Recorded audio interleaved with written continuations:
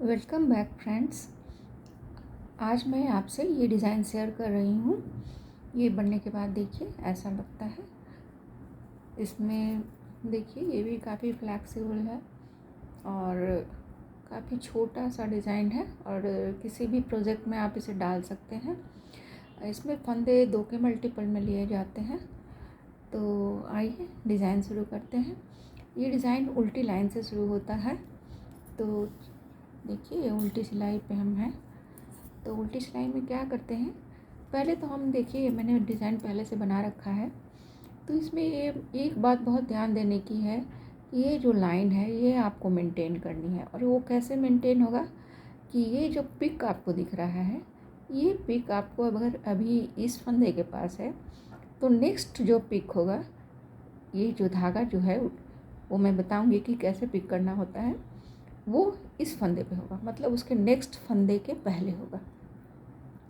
ये पिक वाला पिक करना होता है धागा।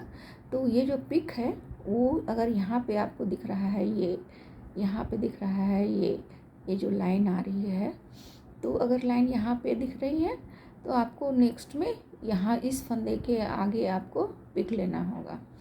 तो देखिए यहाँ पर अभी मैं जैसे बताती हूँ आपको। अभी मेरा देखिए ये लाइन दिख रही है कहाँ पे, ये पिक हमको यहाँ पे दिख रहा है, यहाँ पे मतलब नेक्स्ट मेरा इस साइड में आएगा। तो इसको तो छोड़ देते हैं, इसको जस्ट लाइक दैट ले लेते हैं। उसके बाद वाले को देखिए कि ये देखिए इस लाइन रो में आ रहा है, तो हमारा जो पिक होगा इस फंदे के पहले करेंगे हम। तो देखिए वो कैसे करते हैं। ये देखिए इसको तो हमने जो लास्ट एज वाला फंदा है उसको ले लिया। उसके बाद हमने अभी पीछे मैंने दिखाया कि एक फंदे के बाद आपको पिक करना होगा। वो पिक कैसे करते हैं धागे को हम, ये देखिए ये देखिए ये बुना मैंने एक फंदा, और फिर जो यहाँ पे जो फंदा है, यहाँ पे जो धागा है उसको इस तरह से पिक कर लेते हैं। उसके बाद 2 उल्टा बुनते हैं, एक और ये 2 उल्टा। उसके बाद फिर से पिक करते हैं,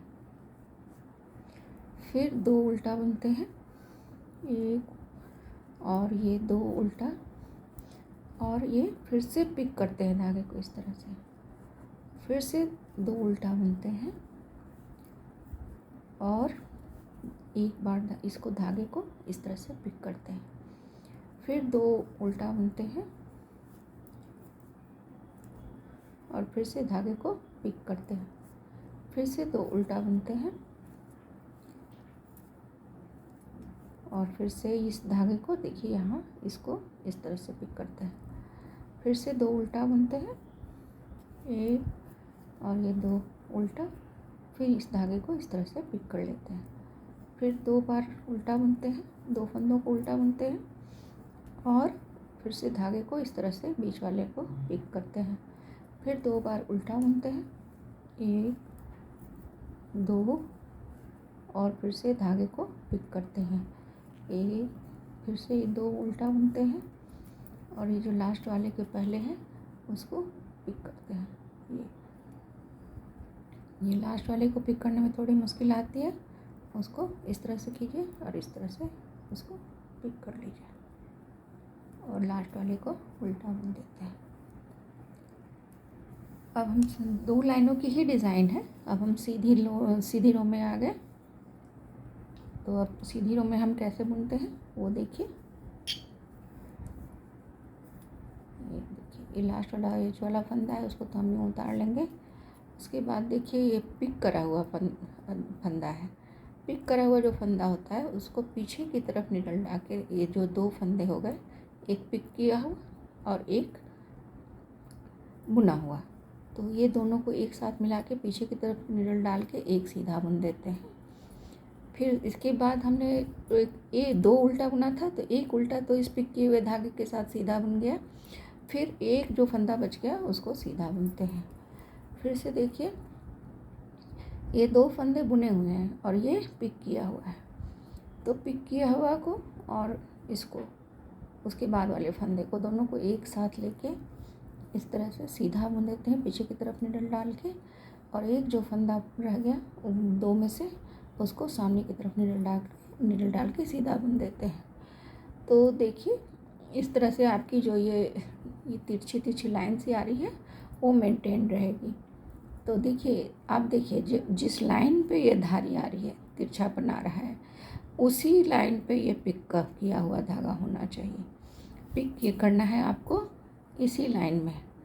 ये जो लाइन दिख रही है, जैसे यहाँ पे ये लाइन दिख रही है, यहाँ पे ये लाइन दिख रही है, तो पिक किया हुआ जो धागा है, पिक किया हुआ जो फंदा है वो इसमें इसी पिक किए हुए धागे के सीध में होगा।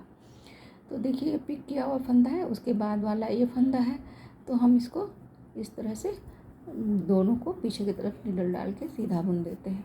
उसके बाद वाले फंदे को अकेला सीधा बुनते हैं सामने की तरफ से नीडल डाल के।